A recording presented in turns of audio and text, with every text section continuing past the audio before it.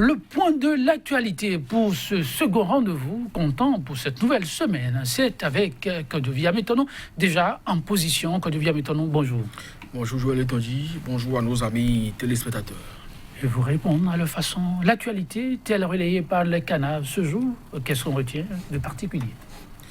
La session extraordinaire, la deuxième de l'année 2019 qui n'a pas pu se tenir, l'ouverture donc qui n'a pas eu lieu. Les acteurs politiques de l'opposition ont donné de la voix. Les états-majors des partis politiques se préparent également pour répondre aux exigences des nouvelles dispositions en matière électorale au Bénin. C'est entre autres sujets qui sont abordés par les canards. Et nous allons démarrer avec...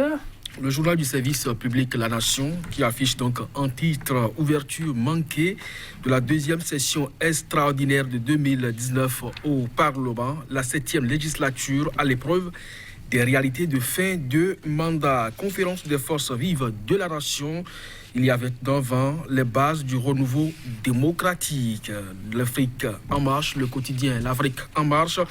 Législative d'avril 2019, la Sénat précise les modalités de réception des dossiers.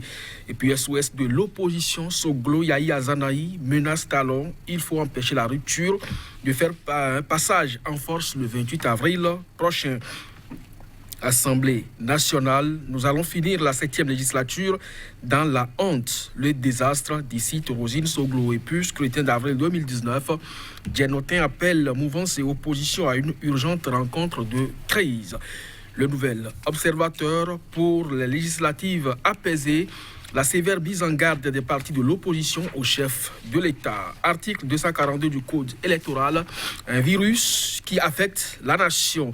Audition de Toboula à la BEF, est-ce le début de sa déchéance? Et puis avril législative de 2019, vers la forclusion des deux blocs de la mouvance. Rosine Soglo, fin de la 7e législature, elle en dresse un bilan sombre. Le pays émergent. Flou autour des élections législatives d'avril 2019 et puis manœuvre du pouvoir de la rupture. L'opposition veut un amendement en urgence du code électoral, la responsabilité personnelle du chef de l'État.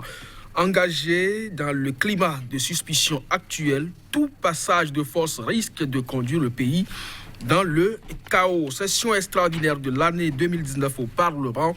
14 députés sur 82 étaient présents. La colère de Mémé Rosine Soglo, affaire Domania à Cotonou, le préfet Toboula convoqué à la BEF pour une affaire de bradage de domaine public. L'image de la rupture entachée que reproche-t-on alors à Liadi Soglo, qu'on écrit donc le journal. Et puis après le naufrage sur le Niger, le député Guy Mitokpe inquiet du silence du gouvernement béninois. Quotidien L'Écho. Face à la situation critique qui risque de plonger le Bénin dans le chaos, sévère mise en garde des principales formations politiques de l'opposition à Patrice Talon. Le quotidien Matin Libre, cette fois, application des lois électorales. Sakalafia se contredit les mises en garde de l'opposition. Elle discrédite la Cour et puis présentation de condoléances. Mbedi n'a pas reçu le BMP, ex-brigade économique et financière. Toboula auditionné et libéré. Quotidien Nassiara. Organisation des prochaines élections, l'opposition dénonce la tricherie et la mauvaise foi du pouvoir de Patrice Talon. Législative de 2019, va-t-on vers l'impasse? Et puis point média, controverse autour des législatives. L'opposition pose unanimement ses exigences. Elle met le président Talon devant ses responsabilités. Polémiques autour du code électoral et de la charte des partis politiques. Amender les deux lois pour sauver la paix. Et puis ouverture de la deuxième session extraordinaire de l'Assemblée nationale pour le compte de 2019. Les députés ont brillé par leur absence. La session reportée pour jeudi prochain. Et puis 19 février 90, 19 février 2019, il y a 29 ans, et bien la conférence nationale, discours de clôture du président Mathieu Kérékou. Merci à vous, Kodovia Metono. Nous allons y aller. Démarrons avec l'écho du jour. Face à la situation critique qui risque de plonger le Bénin dans le chaos, sévère mise en garde des principales formations politiques de l'opposition, à Patrice Talon rapporte le quotidien. Oui, ce n'est que ce que nous avons toujours évoqué sur ce plateau. Il n'y a que le code électoral peine donc à être assimilé par tous, surtout l'article 242 qui continue pas à poser problème. Il n'y a que des dispositions au niveau des chartes de partis politiques ne se retrouvent pas dans l'application qu'en font aujourd'hui aussi bien la Sénat que la Cour constitutionnelle, donc le ministère de l'Intérieur. Il se trouve également ce jeu trouble parce que le ministre de l'Intérieur se trouve également acteur politique capable également de compétir et en même temps donc juge, arbitre à la fois. Donc ça pose d'énormes problèmes. Aujourd'hui, l'unanimité est faite donc autour des zones d'ombre qui entourent l'organisation donc de ce scrutin. Il est quand même de bon ton, comme beaucoup l'ont souhaité, qu'il y ait quand même un petit consensus, ne serait-ce que ça, autour donc de l'organisation de ces élections. Et ça passe par l'interprétation que tout le monde fait de l'article 242. Ça doit pouvoir être fait avant donc le dépôt des dossiers pour que les uns et les autres soient fixés. Le quitus fiscal aussi doit être de façon transparente délivré aux partis politiques et responsables, en tout cas tous ceux qui veulent aller à ces élections de manière claire et transparente, et que la Sénat également puisse effectivement, avec ces nouvelles dispositions qu'elle a introduites, parce que le code électoral et même la charte n'a pas prévu le certificat de mise en conformité avant la réception des dossiers au niveau de la Sénat, mais aujourd'hui c'est une condition.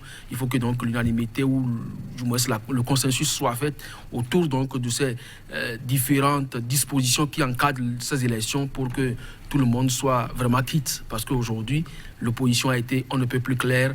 Il n'y aura pas de passage en force, sans quoi le pays va basculer, mais personne n'a intérêt à ce que ça arrive. Tout à fait. Nous passons au point média. À sa une, ouverture de la deuxième session extraordinaire de l'Assemblée nationale 2019. Les députés ont brillé par leur absence. La session a dû être reportée pour le 21 sur 82. Seuls 14 ont répondu à l'appel. C'est malheureux, c'est malheureux.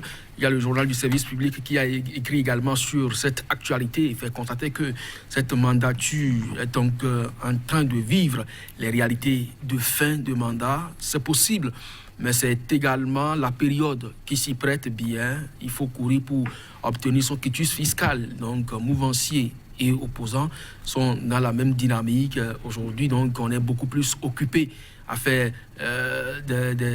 des mises en forme au niveau donc des dossiers pour obtenir le précieux sésame, qui est également le certificat de mise en conformité. Donc chacun est occupé à sa tâche et la session, elle est convoquée pour débattre de quoi? Est-ce que la question qui est à l'ordre du jour est d'intérêt national? C'est aussi ça la préoccupation. Si on avait convoqué les députés pour relire du moins faire une certaine relecture du code électoral, je crois que tout le monde serait donc au rendez-vous. Je l'ai dit, donc si la préoccupation n'est pas d'intérêt public, je ne crois pas que cela puisse obliger les parlementaires. Et le président de l'Assemblée nationale doit pouvoir donc en tirer leçon et savoir ce qu'il faut désormais servir. Et la 8e législature également doit en tenir compte et savoir que l'intérêt général, l'intérêt du peuple doit primer sur les intérêts d'un clan, sur les intérêts d'un président, fut-il de la République ou de l'Assemblée nationale. Vous parlez de l'Assemblée nationale et de son président, n'est-ce pas? Quand Julien Métonneau, Matin Libre, nous rapporte ce matin que l'homme éploré, Adrien Mbouedi, puisque c'est de lui qu'il est question, ses pairs ont décidé d'aller à Sèchevert lui présenter ses condoléances. Alors je vous lis l'article. Présentation de condoléances à maître Adrien Mbouedi. Mbouedi n'a pas reçu le BMP, le bloc qui accompagne avec lui le chef de l'État. Est-ce que ça voudra dire que le bloc a été refoulé à la porte ou il n'a pas entrepris des démarches pour aller présenter ses condoléances au président de l'Assemblée nationale? L'un dans l'autre, je crois que c'est un signal. On est ensemble sans être véritablement ensemble. C'est ce que ça signifie simplement. Et là-dessus, vous devez savoir à partir de cet instant que les intérêts politiques, en tout cas les unions que nous notons au niveau de nos acteurs politiques ne sont que de façade, parce que dans des moments aussi difficiles où vous avez, comme vous l'avez dit, éploré, il a perdu, nous avons appris son enfant. Et si ses pères, d'il y a quelques heures encore, ne puissent pas lui apporter le soutien nécessaire, je ne sais pas à quel moment ils vont le faire. Et c'est quand même regrettable, c'est dommage, Nous l'avons dit hier sur ce plateau, le président Adjavon qui a fait preuve d'un humanisme en allant saluer donc le ministre Lionel Zinsou qui a éploré, qui a perdu donc son épouse. Ça s'est passé à Paris. Et nous avons dit, par le passé, des intérêts politiques les avaient opposés. Il ne l'a pas soutenu au second tour de l'élection présidentielle, mais puisqu'il a appris que cet homme, que son frère a perdu donc son épouse, il est allé à ses cheveux. Mais que ça se passe comme ça dans la République, la terre des Bianzin et Kaba et compagnie, moi je ne pense pas que nous sommes en train d'envoyer un bon signal à la jeunesse. Et quand les aînés ne continuent pas à agir de la sorte, je ne veux pas quand même emboucher la trompette que l'autre, mais il faille véritablement les balayer et faire donc de la place aux hommes plus humains. Oui, une minute. Maintenant, on va y aller très rapidement. Un homme dont on entend très peu parler, mais qui avait beaucoup fait parler de lui, pays émergent, revient. D'autres journaux en ont parlé en une minute. Affaire domaniale de Cotonou. Le préfet Tovola convoqué à la BEF pour une affaire de bradage de domaine public. L'image de la rupture entachée, croit savoir nos confrères. Que reprocherait-on alors à Liali Soglo, s'interroge le pays émergent. Si ce n'est pas du canular, ça pose problème. Parce que vous savez, ce régime nous a habitués à de la diversion, là où on va. Parce qu'aujourd'hui, la question essentielle, c'est le code électoral et la charte des partis politiques.